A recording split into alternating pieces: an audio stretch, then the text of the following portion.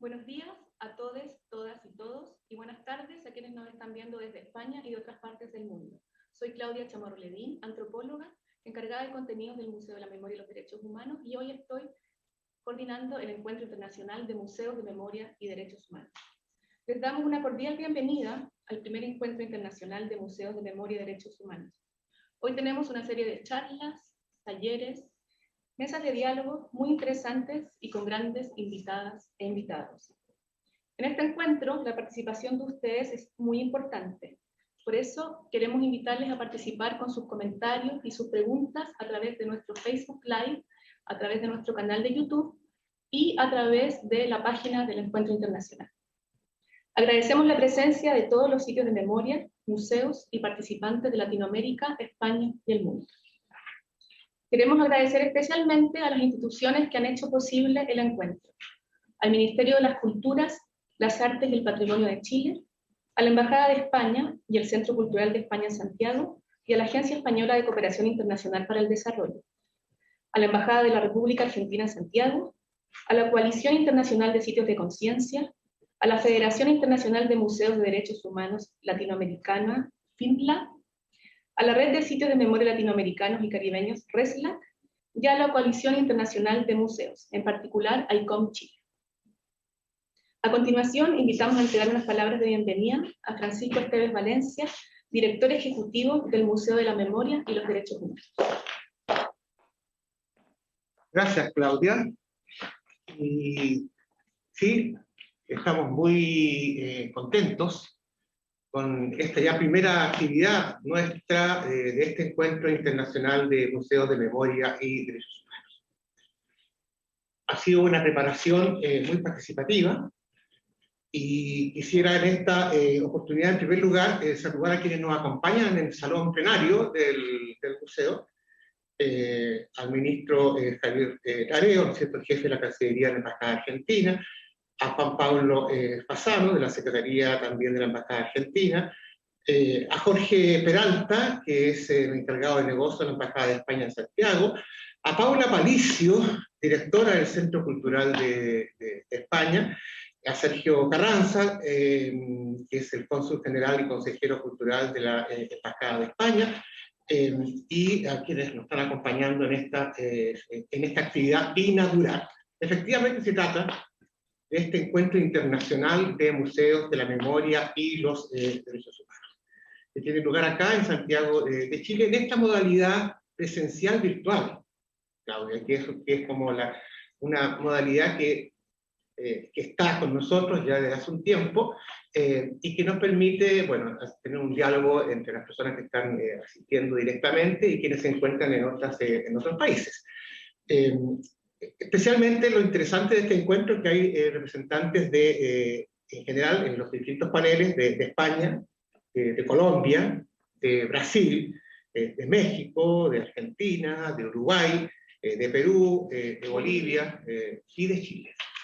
Y también lo significativo de este encuentro es que se reúnen sitios de memoria y museos de memoria en los distintos países que he mencionado.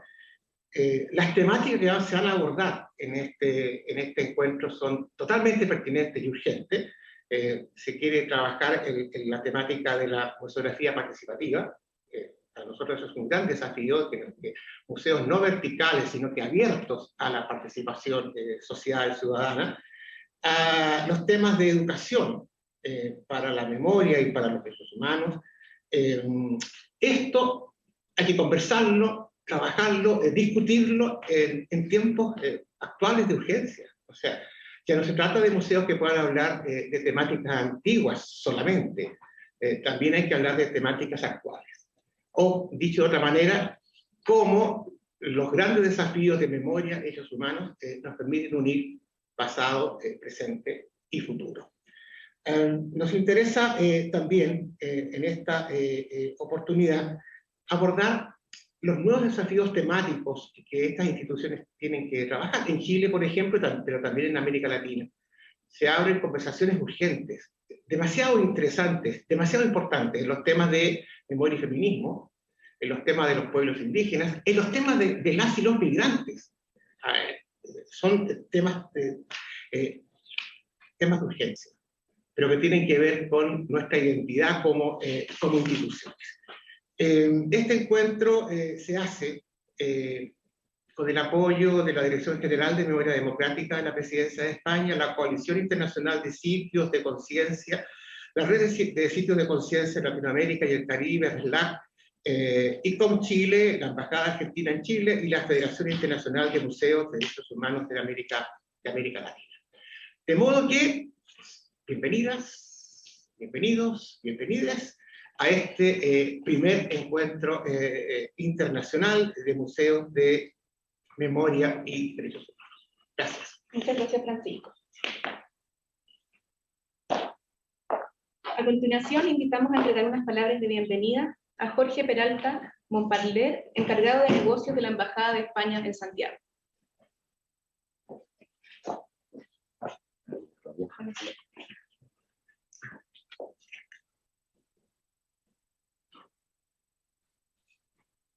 Bueno, buenos días. Francisco, muchas gracias, al resto del equipo también por acogernos. Y la verdad es que es un placer estar aquí en representación de la Embajada de España. Y mi presencia aquí, de mis compañeros de Sergio, de Paula, no deja de ser de alguna forma el reconocimiento a la colaboración que desde la Embajada y por supuesto desde Madrid, desde nuestra Secretaría de Estado de Memoria Democrática, el diálogo que tenemos con el museo desde hace tiempo. Recordábamos antes con Francisco un poco el aldabonazo de toda esta colaboración hace 3 años, en agosto del 18, la visita que hizo aquí el presidente del gobierno, Pedro Sánchez, en su primera gira regional por Iberoamérica. Él ya había, desde luego, manifestado su interés por y su compromiso con los temas de memoria histórica, pero en esa visita quiso manifestarlo de una manera todavía más enfática, viniendo aquí al museo, ¿no? Y bueno, por lo que me dice Francisco y por otros testimonios indirectos que tenemos, es evidente que esa visita le impresionó y, de hecho, de alguna forma motivó, inspiró algunas de las iniciativas posteriores de su gobierno, del gobierno de España, en materia de memoria democrática. Y, desde luego, esa visita también fue, como decía, un poco el aldabonazo, el punto de salida para una colaboración de carácter, diría yo, estructural entre España, la Embajada Cultural y la Secretaría de Estado de Memoria Democrática y el museo. Se ha establecido un programa de trabajo, se ha generado la participación de un experto español como corresponsal de derechos humanos en el museo. Se ha generado también, si no me equivoco, un marco de colaboración con el Festival de Cine de Derechos Humanos de Barcelona y, en definitiva, se ha propiciado el intercambio entre expertos de aquí y de allá, como se verá hoy también en el encuentro, ¿no? Creo que todo eso, de alguna forma, va marcando un camino en el que el museo, por un lado, y España y sus autoridades, por otro, con la participación, desde luego, de sociedad civil y expertos, pues estamos plenamente comprometidos. Y más allá de esa discusión y de ese debate, también, desde luego, como centro cultural, colaboramos de manera más muy gustosa con todo lo que es la agenda cultural de ese encuentro. Ayer hubo un concierto de inauguración con Amster. Mañana tenemos también el concierto del Foro Ciudadano, y todo eso se hace con la colaboración gustosa del Centro Cultural de España. Y bueno, como parte de ese compromiso con la memoria democrática, a mí me gustaría mencionar únicamente dos aspectos de España, ¿no? Desde el punto de vista institucional, por supuesto. Por un lado, sabéis que en el año 2020, efectivamente, se crea la Secretaría de Estado de Memoria Democrática. Hasta ahora nosotros teníamos una dirección general, hasta ese momento, desde 2 años antes había una dirección general, pero precisamente por la voluntad de elevar el nivel de interlocución y de poner en la agenda de una manera todavía más consistente estos temas, se eleva el rango a Secretaría de Estado, es decir, a viceministro o subsecretaría en términos chilenos, ¿no? Y como consecuencia también de ese compromiso, recientemente, hace apenas 2 meses, el Gobierno ha presentado un proyecto de ley, el proyecto de ley de memoria democrática, que está ahora mismo en tramitación parlamentaria. Y a mí me gusta, estaba leyendo esta mañana, de forma muy precisa, creo, y me parece que con una claridad conceptual y democrática bastante elevada, lo que dice el artículo 1 de ese proyecto de ley, ¿no? Dice, de alguna forma, el objeto de la ley es la recuperación, salvaguarda y la difusión de la memoria democrática. Eso es una cosa bastante evidente. Pero la continuación es para fomentar la cohesión y solidaridad entre las distintas generaciones en torno a los principios, valores y libertades constitucionales. Creo que eso es importante cuando a veces no entendemos por qué hacemos memoria democrática, ¿no? Hay, por supuesto, un objetivo evidente de reparación del daño causado, de las violaciones sufridas por víctimas, pero también y sobre todo yo creo que hay un objetivo de carácter social, de carácter cívico, de carácter ciudadano, que nos permite, como decía Francisco, construir un mejor futuro partiendo del pasado, ¿no? Así que ojalá esta ley tenga el recorrido parlamentario que creo que merece y, por supuesto, ojalá que este encuentro, que iniciéis este primer encuentro, primero que no sea el último y segundo que, por supuesto, que tenga un desarrollo satisfactorio y animo, por tanto, a todos los participantes, todas las participantes, especialmente, si me permitís, a aquellos que están en España y que ahora mismo nos están viendo, un saludo especial desde aquí. Y ojalá que tengáis mucho éxito y que todo sea... Muchas gracias, Jorge. A continuación, invitamos al ministro Javier Lareo, jefe de la Cancillería de la Embajada de la República Argentina en Chile.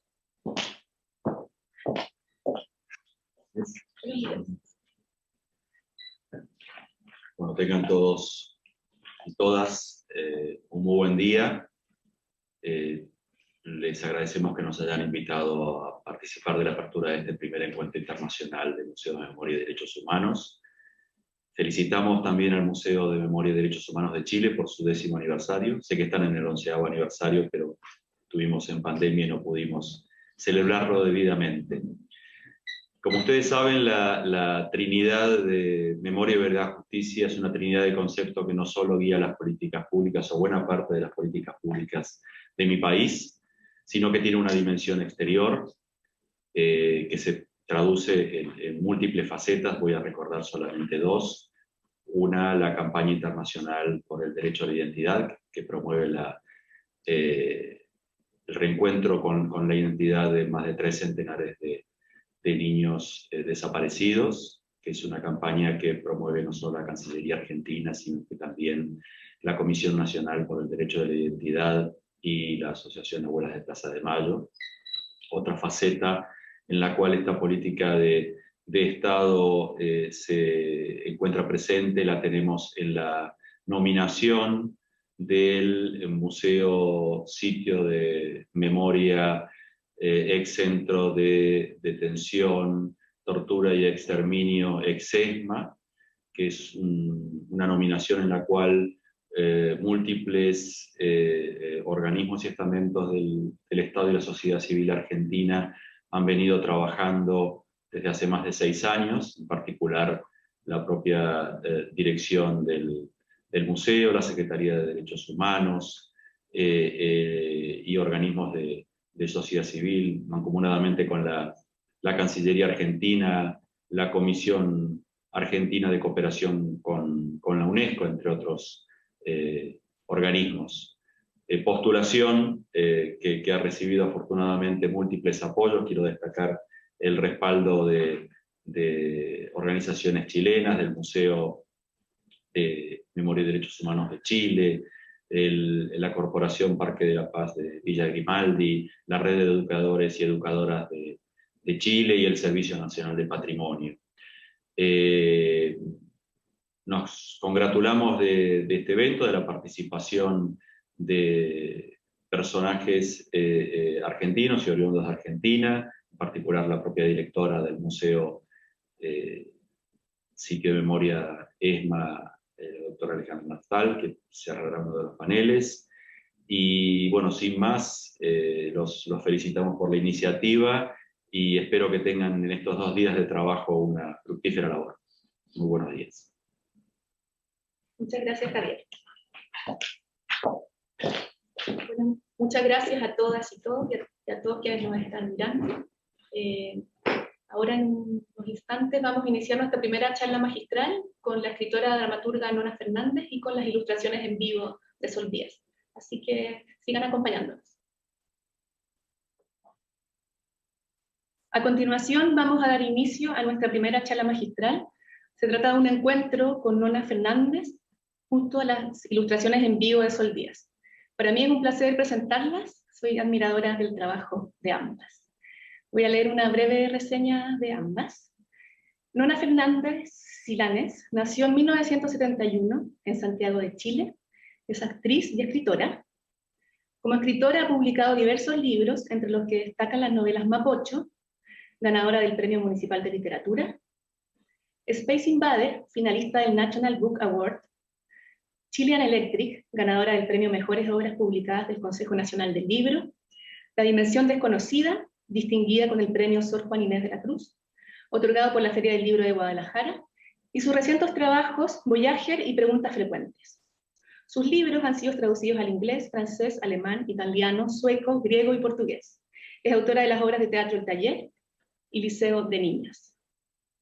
La Nona. Sol Díaz Castillo es diseñadora gráfica de la Universidad de Chile, diplomada de arte con mención pintura en la Universidad Católica, y se dedica a la ilustración y al dibujo de manera independiente. Autora de cuentos infantiles como Pancha la Chancha y de libros de humor gráfico como Bicharracas, Cómo ser una mujer elegante, La zorra y el sapo, y Josefina y Manuel, entre otros, también de las novelas gráficas La hoja naranja y Nacer bajo tierra. En todos sus personajes explora temáticas como la identidad, la libertad y el cuestionamiento a lo establecido.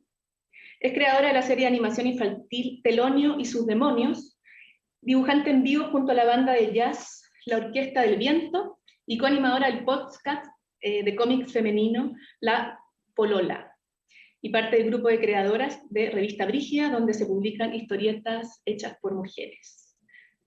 Se podría decir que el trabajo de Nona está atravesado por la memoria. En sus libros y obras de teatro va entrelazando de manera conjunta y también conflictiva las casi inseparables dimensiones de lo colectivo y lo individual. Y podríamos decir que en el trabajo de Sol, a través del dibujo, hay un propósito explícito por representar experiencias y por articular vínculos colectivos, sobre todo de mujeres y entre mujeres, poniendo en cuestión estereotipos e idealizaciones, disculpen. Bueno, ahora están juntas en este primer encuentro, así que bienvenidas y gracias por estar acá.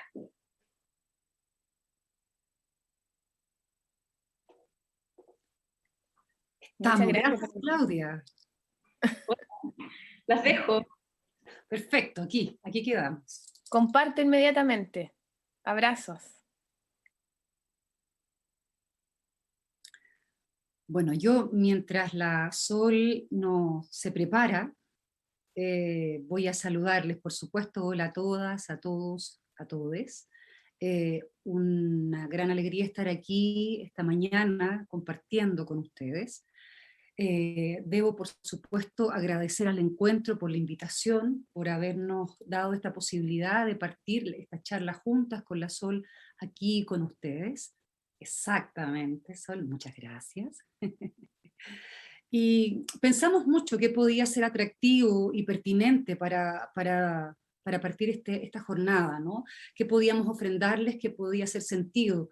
Lo primero que pensé era que quizá a partir del propio trabajo que yo he ido desarrollando como escritora, poder contarles un poco cómo es el vínculo entre la memoria y la creación, entre el archivo y la creación, cómo eso se va tejiendo para poder finalmente trabajar un texto, un libro o una obra de teatro, que es un poco lo que hago, lo que he hecho de manera obsesiva, sobre todo repasando la historia reciente de nuestro país, ¿no?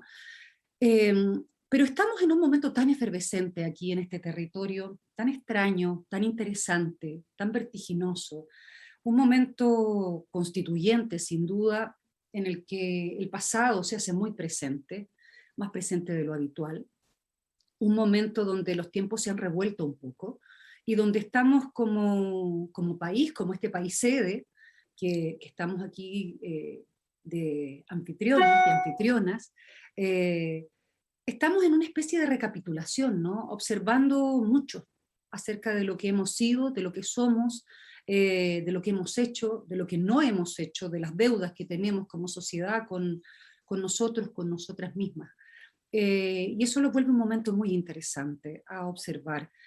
Yo decidí entonces compartir con ustedes algunas reflexiones sobre esto, sobre este momento constituyente, además que está enredado con la crisis sanitaria, por supuesto, con la pandemia, que ha sido humanitariamente un momento también bastante especial, ¿no? Entonces, si voy a prepararme yo también, si la Sol lo permite, si la Sol me dice que está lista. ¿Estamos listas, Sol? Sí. Perfecto. Entonces vamos a compartir con ustedes este texto que se llama El Código de las 3 R's.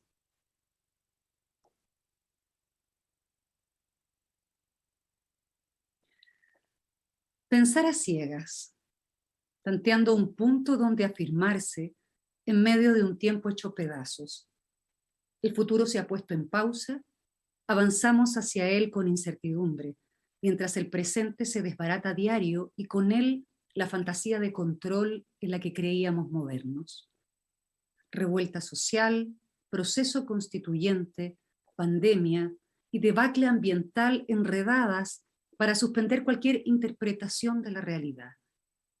Cuesta observar, cuesta planificar, cuesta pronosticar. Las hojas del té en el fondo de la taza ya no son suficientes para ver el mañana. Y es que al parecer estamos cambiando la piel. Permanecemos a la espera de algo y en ese tránsito nos faltan códigos de razonamiento, quizás un nuevo lenguaje, nuevas reglas, nuevas lógicas que nos ayuden a descifrar este tiempo. Todo juicio es frágil y se pone en crisis en cuanto se asoma. Imposible aferrarse a una certeza porque no solo es improbable encontrarla, sino que parece no servir. Nada es claro y ese está siendo el desafío a la hora de pensarnos. Andar a tientas.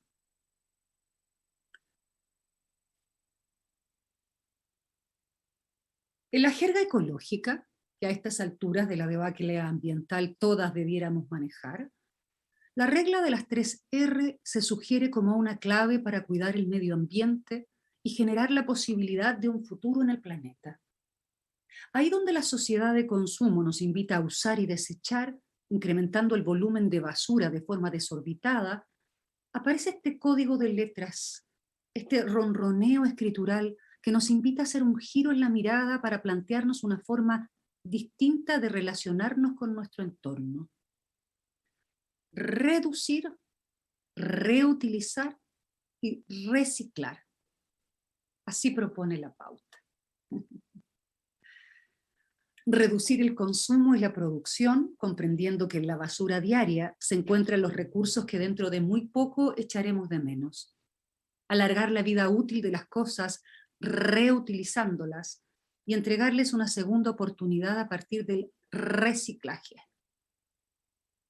Quizá en esta confusión en la que estamos, en esta búsqueda de un nuevo lenguaje donde afirmarnos para no caer, podríamos cambiar el eje de nuestra mirada y en el campo del pensamiento y la palabra, no exentos de las lógicas de la sociedad de consumo, esta regla de las 3 R podría ocuparse a la hora de ejercer.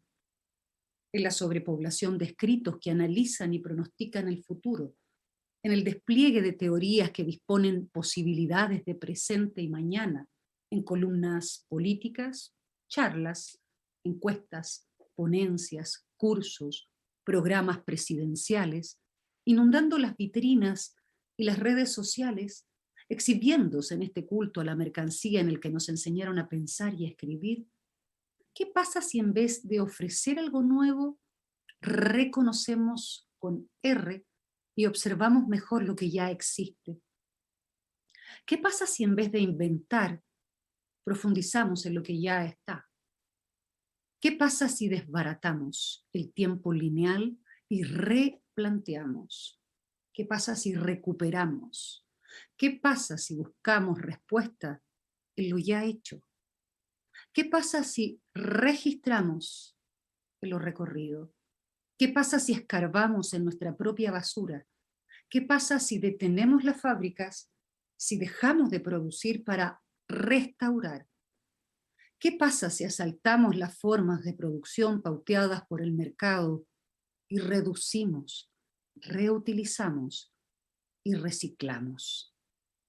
¿Qué pasa si en ese ejercicio recordamos?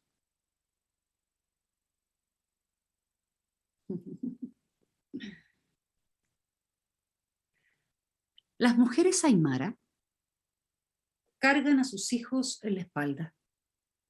Con tejidos trenzados por ellas mismas, los envuelven y los cuelgan atrás, resultando ese gesto una representación simbólica del lugar en el que el pueblo aymara pone el futuro.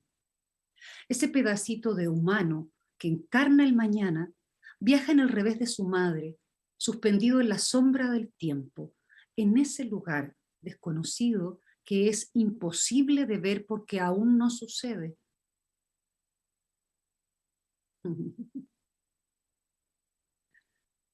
Para el pueblo aymara el futuro no existe, solo le pertenece a los niños. Lo ubican en la espalda, como a sus hijos, y prefieren dar la cara a lo que sucede, que es el presente, y los sucesivos presentes que conforman el pasado. Lo que ha ocurrido, lo que ya fue, es lo único que pueden ver con claridad, por eso lo disponen delante, como una forma de guiar el camino. Nuestra lógica siempre ha dialogado con el tiempo al revés de los aymara. El pasado viaja en nuestra espalda muy cerca del olvido y solo abrimos los ojos hacia el hechizo del futuro que nos aguarda. Se supone que avanzamos hacia él. Lo hacemos incluso de manera ansiosa en una carrera al porvenir donde debemos ganarle el primer lugar al resto. Así nos lo han enseñado. Pero en este presente incierto que mantiene el mañana en pausa, quizá lo único que nos puede quedar para sostenernos es mirar lo recorrido, hacer un repaso de lo hecho y encontrar ahí, a lo mejor, una idea de futuro. ¡Qué belleza! Soy, seré.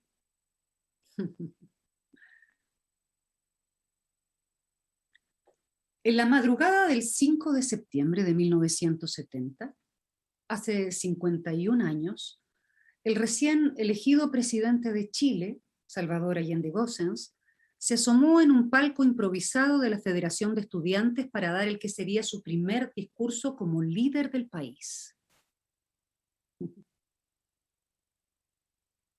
Los lentes. Comillas. Nunca un candidato usó una tribuna que tuviera mayor trascendencia, cierre de comillas. Dijo, abro comillas, porque todos lo sabemos, la juventud de la patria fue vanguardia en esta gran batalla, cierre de comillas. Lo que comenzaba esa noche era un trabajo difícil, lo sabían las y los jóvenes que con la lucidez histórica que les caracteriza, con ese diálogo directo que siempre han tenido con el futuro, empujaban las grandes transformaciones sociales. Lo sabía Allende y lo sabían todas y todos quienes habían votado por él. El desafío avalado por las urnas implicaba cambios profundos que la oligarquía y las élites no estaban dispuestas a permitir. Abro comillas. Hemos triunfado para derrotar definitivamente la explotación imperialista, para terminar con los monopolios, para hacer una seria y profunda reforma agraria, para controlar el comercio de la importación y exportación, para nacionalizar, en fin, el crédito, pilares todos que harán factible el progreso de Chile, creando el capital social que impulsará nuestro desarrollo. Cierre de comillas. Pero esa madrugada, pese a la conciencia de la dificultad, todo era alegría y festejo. Ese primer discurso de la victoria suspendió cualquier sospecha de terror futuro. Comillas. Solo quiero realizar ante la historia el hecho trascendental que ustedes han realizado derrotando la soberbia del dinero, la presión y la amenaza, la información deformada, la campaña del terror, de la insidia y la maldad. Cuando un pueblo ha sido capaz de eso, será capaz también de comprender que solo trabajando más y produciendo más para hacer que Chile progrese y que el hombre y la mujer de nuestra tierra, la pareja humana, tengan derecho auténtico al trabajo, a la vivienda digna, a la salud, a la educación, al descanso, a la cultura y a la recreación. Pondremos toda la fuerza creadora del pueblo en tensión para hacer posible estas metas humanas que ha trazado el programa de la unidad popular. Cierre de comillas. Qué linda escena, Sol. Casi 50 años después, el 18 de octubre de 2019, comenzamos en Chile a transitar el vértigo de la revuelta. La interrupción por las armas de aquel proyecto inconcluso que se inauguró en 1970 dejó una grieta imposible de sellar que se sumó alimentando la protesta. Las y los estudiantes secundarios, otra vez la lucidez de la juventud, saltaron los torniquetes del metro y en ese gesto se abrió la gran caja de Pandora. Décadas de malestar subterráneo emergieron con fuerza. La revuelta de octubre cambió el escenario. Los límites se corrieron, el punto de vista se amplió, y con la caída de cada estatua de los supuestos próceres, evidenciamos el colapso de un orden que se vino abajo. La política dejó de estar encerrada en la moneda y el Congreso, y se activó fuera de los consensos pactados por los honorables hombres de la República. El ejercicio político resucitó en la calle, en la conversación larga de la esquina, en la sesión del cabildo de la plaza, en nuestras asambleas barriales, sectoriales, comunitarias, domésticas, y aparecieron nuevas ideas, propuestas, discursos, hablas, puntos de vista que no habían sido atendidos y que en parte hacían eco de aquel programa anunciado en el pasado 1970. Un extraño sentimiento de comunidad comenzó a tejer lazos entre unas y otros, y el recuerdo de ese tiempo, no tan lejano, circuló como un fantasma resucitando imágenes que no todas ni todos habíamos vivido. Nuestras madres y nuestros padres lo percibieron con mayor claridad. También nuestros abuelos. Si bien las múltiples diferencias estaban a la vista entre el ayer y el hoy, las pancartas y los cabildos ciudadanos actualizaron ideas que se quedaron suspendidas en el año 1973, luego del golpe militar. La exigencia de los cambios que ya se habían propuesto como metas en un programa de gobierno que no pudo llegar a su fin. Otra vez se hablaba de desbaratar las diferencias sociales, de recuperar las riquezas del país para el beneficio de todas y todos, de fortalecer al Estado, de trabajar por una educación gratuita, pluralista, participativa, democrática, de establecer un sistema de salud popular, de ofrecer pensiones justas para los jubilados, de construir viviendas dignas sin reajuste que desintegre los ingresos de sus moradores, de conquistar una independencia económica, como si hubiésemos estado encerradas en una gran trampa temporal, en una especie de paréntesis histórico que profundizó nuestras necesidades más profundas. Esas consignas añejas revivieron junto a otras nuevas para mezclarse y enredarse en este presente disconforme que dialoga con el pasado para intentar encontrar un camino al futuro.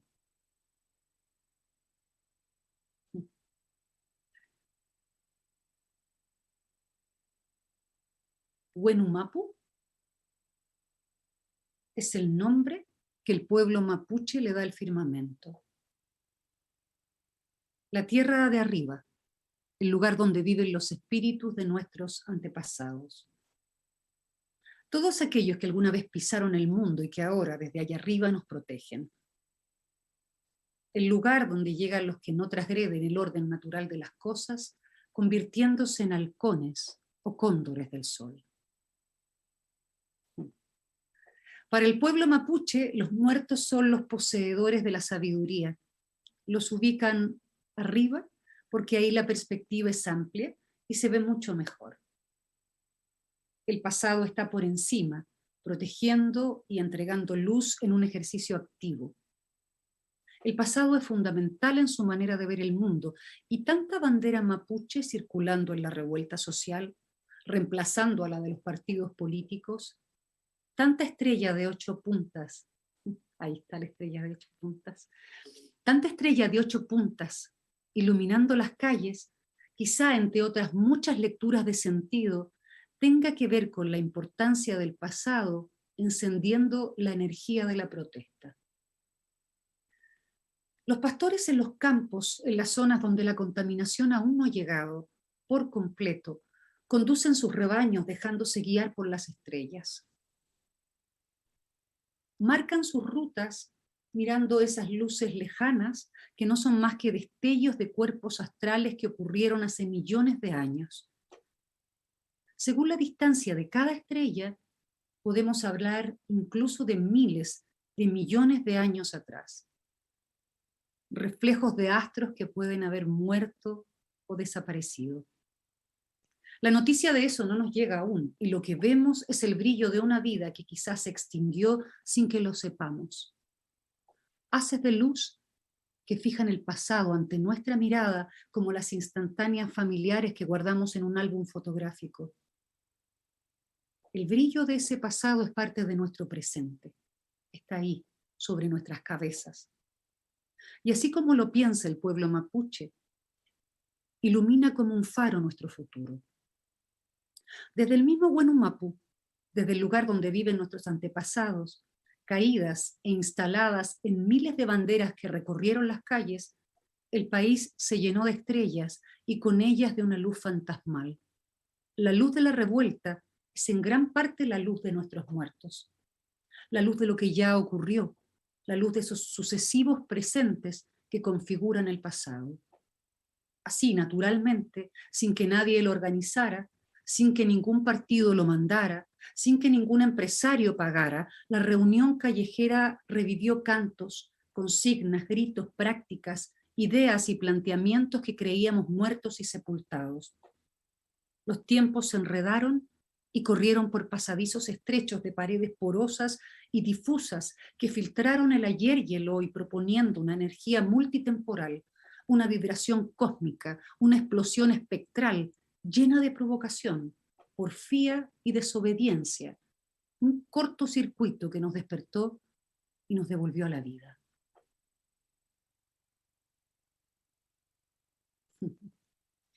Viendo la batalla de Chile en la televisión abierta este pasado 11 de septiembre, ese documental gigante que nos ofrendó Patricio Guzmán, pudimos leer las diversas reacciones en redes de gente que la veía por primera vez. Muchas subrayaban su impresión al escuchar el lenguaje de un pueblo trabajador y organizado, culto, informado, sindicalizado, con conciencia de clase, con motivaciones sociales, con capacidad de movilización. Palabras y códigos de un grupo humano que tejió con su trabajo y energía el poder popular que movilizó a esa época. Patricio Guzmán, con lucidez y sensibilidad, divide el documental en 3 partes y decide cerrarlo no con el golpe militar, como el trayecto histórico lo dispuso, sino con una tercera parte que él bautizó el poder popular. Es ahí, luego de haber visto las brutales imágenes del golpe militar, cuando retrocedemos en el tiempo a algunos meses antes del feroz suceso y recibimos desde la pantalla, como encerrados en una cápsula espacio-temporal, los más conmovedores mensajes de ese pueblo trabajador, culto y organizado, que ya intuía el difícil escenario que se veía encima y estaba dispuesto a todo para no perder la oportunidad histórica que habían construido. Comillas. ¿No tiene usted confianza en el poder popular, compañero? Escuchamos al obrero Óscar Bravo el año 1973 en medio de una asamblea. Comillas. Voy a defender al gobierno porque sabemos que es el gobierno del pueblo. Miedo yo no tengo y estoy decidido. Si muero por algo, quiero morir defendiendo la causa nuestra como obrero. Dice un rostro cuyo nombre desconozco. Comillas. Esta es nuestra oportunidad. Si no es ahora, no es nunca. Recojo el último texto de la película dicho por otro rostro cuyo nombre tampoco sé. Me pregunto, ¿dónde habrán ido a parar esas voces, esas palabras, esas ideas? ¿Qué fue de ese poder popular que levantó los más profundos cambios que Chile intentó experimentar? ¿No son más que un recuerdo del pasado? ¿Es que acaso ya no tienen espacio en el hoy? Desde la pantalla del televisor les observo y escucho en una película que los fija en nuestro presente. Sus voces nos iluminan y confrontan en este hoy convulsionado como si vinieran del mismo Huenumapu. Y es que en este trance histórico con olor a déjà vu en el que nos encontramos, debemos atender las voces de los muertos, porque son ellos quienes iniciaron, hace más de 50 años, esta revuelta de tiempos y consignas atragantadas que no ha terminado de ocurrir. Quizás somos la continuidad de aquellas voces. Quizá tomamos la posta de ese poder popular. Esta es nuestra oportunidad. Si no es ahora, no es nunca.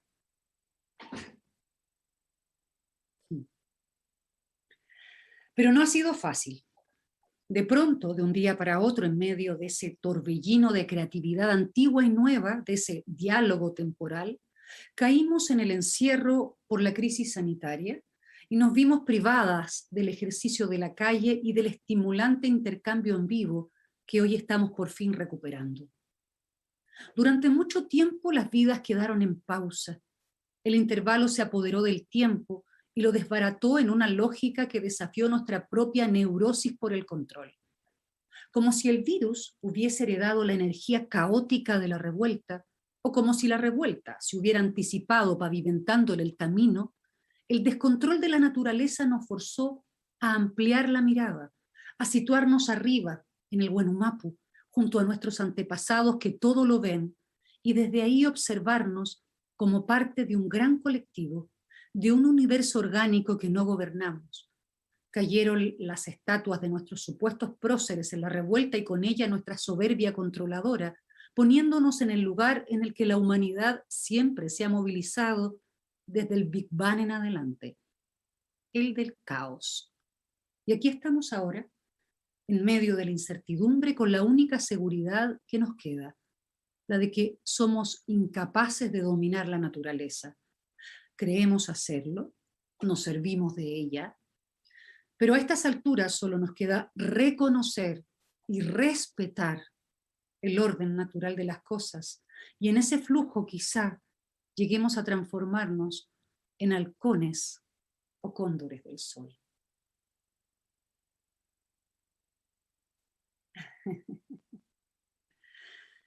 La política del virus es ingobernable, pero las políticas para la administración del virus no. De esas hemos sido testigos con asombro horrorizado. Y en ese ejercicio, el desconcierto nos hizo juntar rabia y pena para afirmarnos en la idea que el virus nos regala, esa de ser parte de un gran organismo cuyas piezas no son autónomas. No importa lo estrictos que sean los protocolos sanitarios que tengamos en nuestra casa, si no son compartidos en nuestro barrio, en nuestra comuna, en nuestra ciudad, en nuestra región, en nuestro país, en nuestro continente, en nuestro planeta. Estamos revueltos unos y otras, y ese enredo, como sabemos, no es solo entre seres humanos. Invadimos el ecosistema de los murciélagos y el resultado de eso lo padece la humanidad toda. Un bosque es talado, un iceberg se derrite, una selva es quemada, y las consecuencias de eso las sufrimos todos los seres del planeta. Nos talan, nos derriten, nos queman. Las personas estamos implicadas con la naturaleza, y el tiempo de la Tierra es también nuestro. Y lo sabemos. Se acaba. Hace muy poco, el último reporte del panel intergubernamental de expertos de la ONU decretó un código rojo para la humanidad, una llamada masiva de alerta. El calentamiento global avanza mucho más rápido de lo proyectado, y es la razón de las sequías, inundaciones, tormentas y olas de calor. Estamos en una cuenta regresiva, el futuro se acorta, y eso nos devuelve a la incertidumbre y a la idea de un tiempo hecho pedazos, donde a tientas intentamos observarnos y pensar. Y así volvemos a la regla de las 3 R, y así volvemos a preguntarnos, ¿qué pasa si como los Aymara ponemos el pasado adelante y en vez de inventar, profundizamos en lo que ya está? ¿Qué pasa si desbaratamos el tiempo lineal y replanteamos? ¿Qué pasa si recuperamos? ¿Qué pasa si registramos en lo ya hecho? ¿Qué pasa si buscamos respuestas en lo ya recorrido? ¿Qué pasa si escarbamos en nuestra propia basura? ¿Qué pasa si detenemos las fábricas, si dejamos de producir para restaurar? ¿Qué pasa si asaltamos las formas de producción pauteadas por el mercado y reducimos, reutilizamos y reciclamos? ¿Qué pasa si recordamos? Los pueblos, recordar.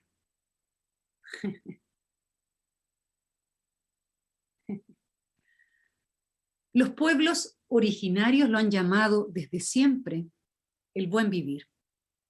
Aquí voy a pedir disculpas por mi pronunciación, pero creo que se dice así. Cumemogen, en mapuche, Suma Camaña, en aymara, Sumac Causay, o Allín Causay, en quechua. Buen vivir.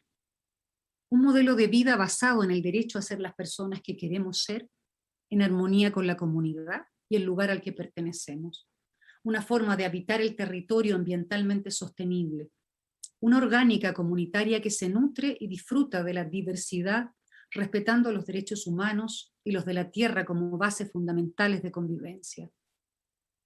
El buen vivir se funda en la idea de que habitamos en una diversidad cultural que se enriquece en la convivencia cotidiana y que encuentra su armonía en el reconocimiento e intercambio de esas diferencias y de esas diferentes formas de ejercer la vida.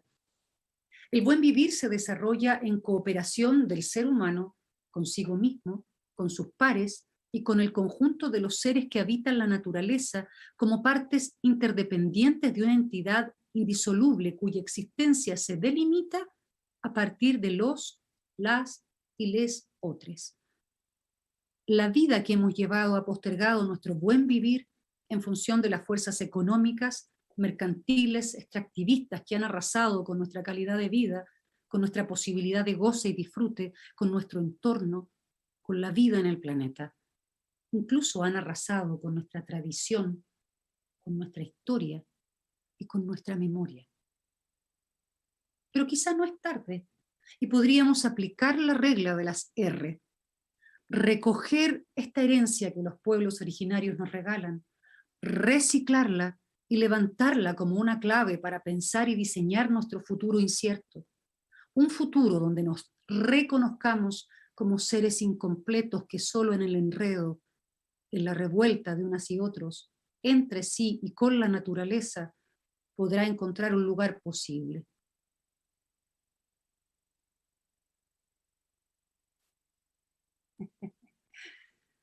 Pero este planteamiento ya lo habíamos asumido en sintonía con el caos natural de la revuelta social.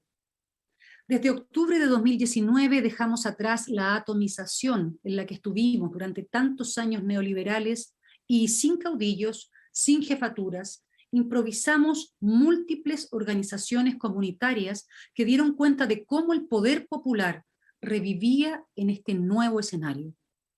Esas organizaciones son las que hasta el día de hoy sostienen a muchas y muchos en un país fragilizado económicamente desde siempre y aún más por la pandemia. Rifas, colectas, fondos comunitarios fueron apareciendo a través de los cabildos, asambleas y otras organizaciones que permanecen trabajando en red.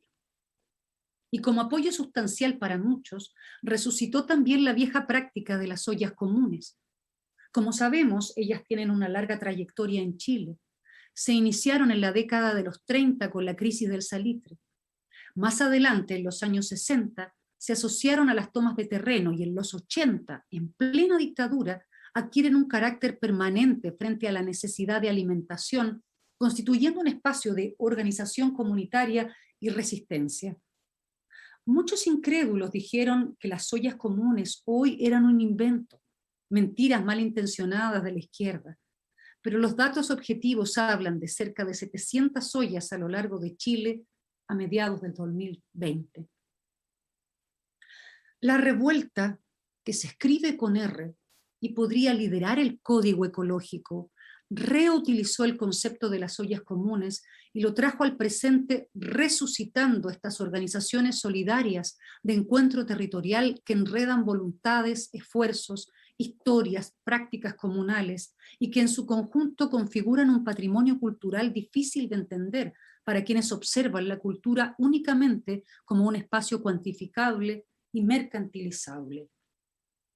Ese tejido territorial, sectorial, gremial, que ha reaparecido gracias a la revuelta con R y que nos ha sostenido en la pandemia, marca una gran diferencia en la vivencia de la crisis sanitaria con el resto de los países latinoamericanos. Muchos de ellos eclipsados. Ay, me perdí, perdón. Muchos de ellos. A ver, vamos a ver qué hace la Sol por mientras, antes de seguir.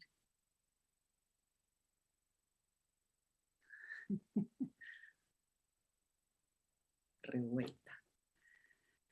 Voy a volver atrás, perdón. Ese tejido territorial, sectorial, gremial que ha reaparecido gracias a la revuelta con R y que nos ha sostenido en la pandemia, marca una gran diferencia en la vivencia de la crisis sanitaria con el resto de los países latinoamericanos. Muchos de ellos eclipsados por el modelo económico chileno, construyendo serialmente la misma jaula neoliberal de la que aquí intentamos salir. Jaula construida y cerrada con múltiples candados luego de la suspensión por las armas de aquel proyecto anunciado esa madrugada de 1970 en el balcón de la Federación de Estudiantes. Jaula que comienza a desbaratarse cuando aprobamos por las urnas, 30 años tarde, la idea de dejar atrás el lastre de la Constitución dictatorial heredada por Pinochet, la idea de escribir en conjunto, de manera paritaria, por primera vez en el mundo y con la presencia de los pueblos originarios, una nueva constitución. La energía expresada en las calles desde el 18 de octubre de 2019 conquistó ese logro dando continuidad, reutilizando, reciclando, reconociendo, recordando muchas de las ideas lanzadas desde el palco de la Federación de Estudiantes. Como si un paréntesis de tiempo nos hubiera atrapado desde entonces, hoy, a ciegas, tanteando un punto donde afirmarnos, nos sujetamos del pasado, volvemos a tomar el curso de la historia. Y enredando voluntades colectivas, como en una olla común, nos reunimos a cocinar la escritura de una nueva constitución.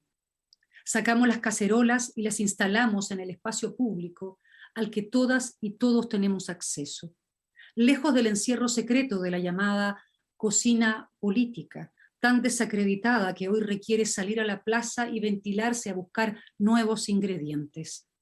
Ingredientes que quizá podrían ser escritos con R de revuelta. Un código nuevo que aporte lenguaje e ideas para pensarnos y continuar. ¿Cómo sería ese código nuevo? ¿Cómo sería ese código escrito con R de revuelta? Primera R. Reconocer nuestra diversidad y nuestras memorias invisibilizadas. Reconocer nuestros infinitos saberes desconocidos. Reconocer nuestros dolores y nuestras heridas no reparadas. Segunda R. Reparar nuestros dolores y nuestras heridas postergadas.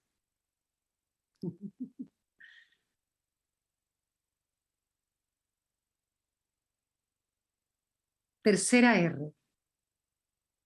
Reducir nuestro consumo voraz y ansioso, nuestra ambición material depredadora, nuestro ego, nuestro afán de poder, nuestra tontera. Cuarta R. Reutilizar las ideas y los materiales de nuestros antepasados. Reutilizar las ideas y los materiales de nuestro ayer y de nuestro entorno, alargando su vida útil. Quinta R. Reciclar para darle a todo y a todos una segunda, una tercera una cuarta oportunidad. Sexta R, recordar.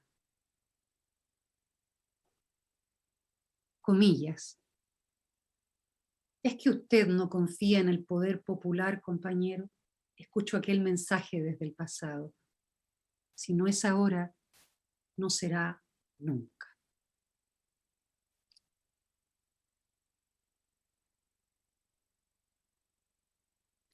Busco en el computador una fotografía de Salvador Allende, aquella madrugada de 1970. Aparecen muchas, y todas son diferentes. Tomas acotadas, no se ve bien el entorno, y en ellas el presidente viste ropas distintas. Supongo que ninguna es realmente de esa madrugada. Quizá era tan improvisado ese palco de la Federación de Estudiantes de la Universidad de Chile que la luz no daba como para fotografías. O quizá solo tengo mala suerte y no logro encontrar una que me parezca verídica. Como sea, en cada una de ellas, Allende habla a la gente y con alguna de sus manos indica hacia adelante. Imagino que ahí sitúa el futuro, que lo ve enfrente, allá mismo donde está toda esa gente entusiasmada y feliz luego de haber conseguido el triunfo por las urnas. Comillas. Les pido que se vayan a sus casas con la alegría sana de la limpia victoria alcanzada. Y esta noche, cuando acaricien a sus hijos, cuando busquen el descanso, piensen en el mañana duro que tendremos por delante cuando tengamos que poner más pasión y más cariño para hacer cada vez más justa la vida en esta patria. Cierre de comillas. Hoy su futuro es nuestro pasado. Sabemos cosas que en ese momento él no imagina. Yo podría acercarme a su oído y susurrarle lo que vino después, pero ni el tiempo ni la historia funcionan así. Solo nos queda reutilizar esa fotografía, reconocer la lógica que los pueblos aymara y mapuche nos heredan, ubicarla delante o arriba nuestro, para que nos ilumine y nos guíe con más pasión y más cariño.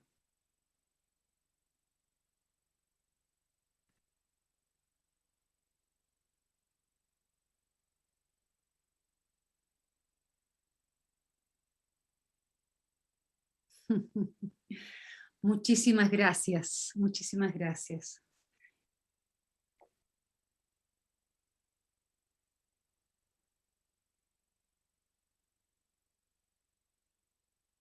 Qué belleza.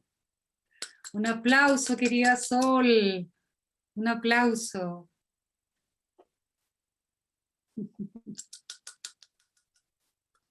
Maestra.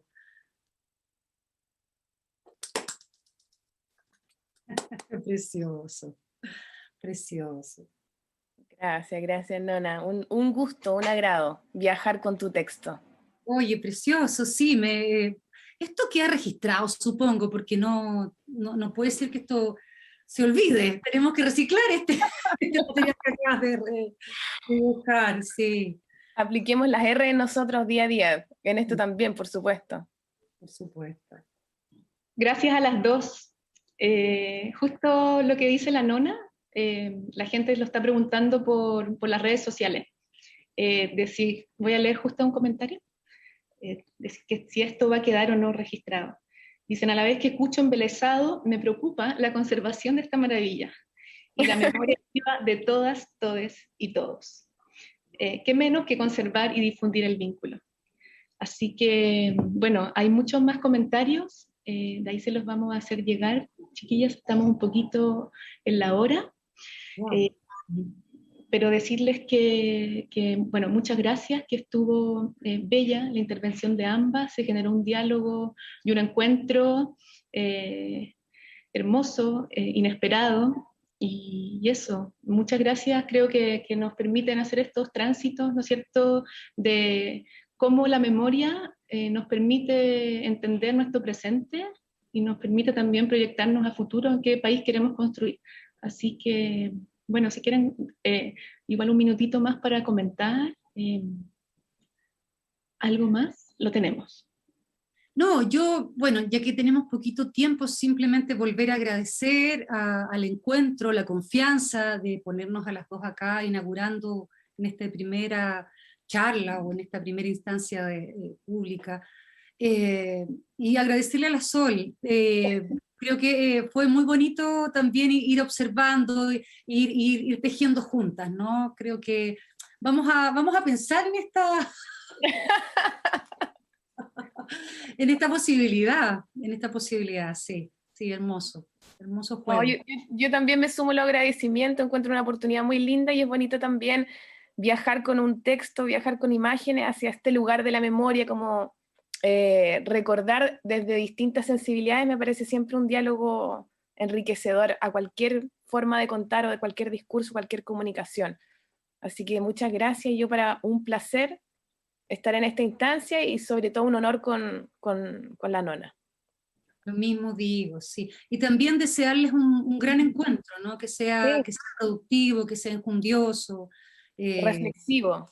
Exactamente. Y bueno, recordarles a la gente que la Sol nos va a acompañar de nuevo mañana por la mañana, a eso de las 9, en la charla magistral de Elizabeth Yellin y Richard Vinges, para que estén atentas y atentas a nuestra programación.